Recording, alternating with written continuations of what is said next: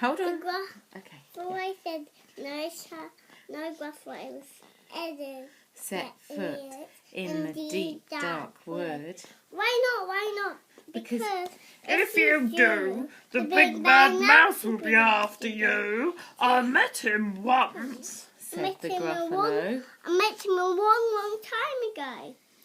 What does he look like? Tell us, Dad. Is he terribly big and terribly bad? Ooh. I don't quite remember, the Gruffalo said. He thought for a minute and scratched his head. The big bad mouse is terribly strong, and his scaly tail is terribly long. His eyes are like pools of terrible fire, and his terrible whiskers are tougher than wire. One snowy night, when the Gruffalo's child was feeling bored. The Gruffalo's child was feeling brave. So she tiptoed out of the Gruffalo cave. She should have listened from his dad. The snow fell fast. The wind blew wild into the wood. I'm not scared, said the Gruffalo's child. Oh, a trail in the snow. Whose is this trail? Where does it go? A tail poked out of a log pile house. Could this be the tail of the big bad mouse? My dad has bikes of it on hasn't. Oh, out slid the creature. His eyes were small. He didn't have whiskers. No, none at all. You're not the mouse. Not I, said Snake. He's down by the lake, eating Gruffalo cakes. The snow fell fast. The wind blew wild. I'm not scared, said the Gruffalo's child. Oh, marks in the snow. Whose are these claw marks? Where do they go? Two eyes gleamed out of a treetop house. Could these be the eyes of the big bad mouse? Oh. Down flew the creature. His tail was short, and he didn't have whiskers of any sort. You're not the mouse. Oh, not I, but he's somewhere nearby, eating Gruffalo pie. The snow fell fast. The wind blew wild. I'm not scared, said the Gruffalo's child. Oh, a track in the snow.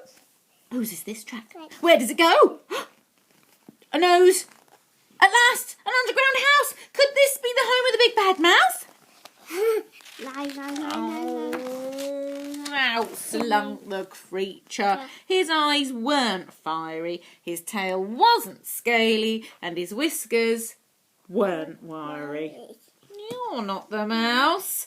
Oh no, not me. He's under a tree drinking Gruffalo tea.